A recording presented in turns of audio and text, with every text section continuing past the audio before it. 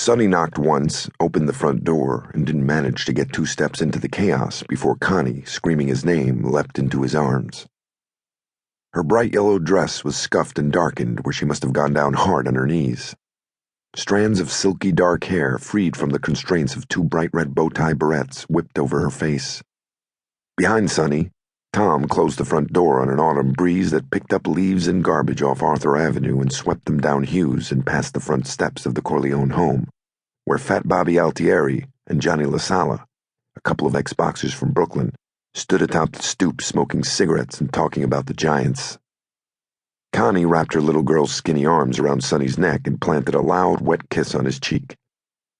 Michael jumped up from the game of checkers he was playing with Paulie Gatto, and Fredo came tearing in from the kitchen, and then everyone in the apartment, and there was a crowd this Sunday afternoon, seemed all at once to recognize Sonny and Tom's arrival as a roar of loud greetings was shouted through the rooms.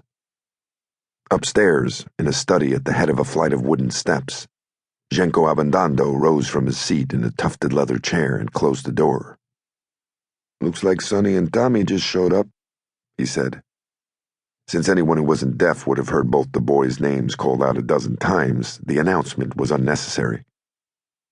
Vito, in a straight-back chair beside his desk, his black hair slicked back, tapped his fingers on his knees and said, "Let's move this along. I want to see the boys." "Like I was saying," Clemenza continued, "Mariposa's gonna bust a blood vessel." He took a handkerchief out of his jacket pocket and blew his nose. "I got a little cold," he said, waving the handkerchief at Vito, as if offering proof. Clemenza was a heavy man with a round face and a rapidly retreating hairline. His stout body filled the leather chair beside Genco's. Between them was a table with a bottle of anisette and 2 glasses. Tessio, the 4th man in the room, was standing in front of a window seat that looked out across Hughes Avenue. "Emilio sent one of his boys to see me," he said. Clemenza said, "Me too." Vito looked surprised. "Emilio Barzini thinks we're hijacking his whiskey?" "No," Genco said. "Emilio's smarter than that. Mariposa thinks we're jacking his whiskey, and Emilio thinks maybe we might know who is."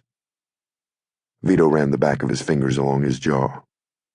"How does a man so stupid," he said, meaning Giuseppe Mariposa, "rise to such heights?" "He's got Emilio working for him," Tessio said. "That helps." Clemenza added, "He's got the Barzini brothers, the Rosato brothers, Tomasino Cinquemani, Frankie Pentangeli, Maron, his capos." Clemenza waved his fingers, meaning Mariposa's capos were tough guys.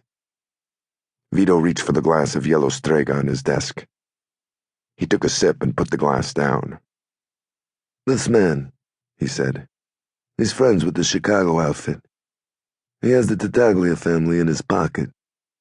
He's got politicians and business leaders behind him." Vito opened his hands to his friends. "Why would I make such a man my enemy by stealing a few dollars from him?" Tessio added, "He's personal friends with Capone. They go way back."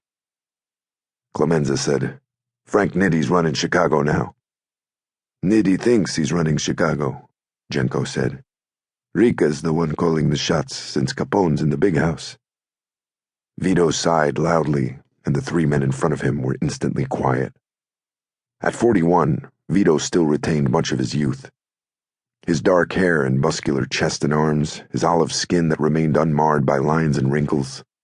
Though roughly the same age as Clemenza and Genco, Vito looked younger than both, and much younger than Tessio, who had been born looking like an old man.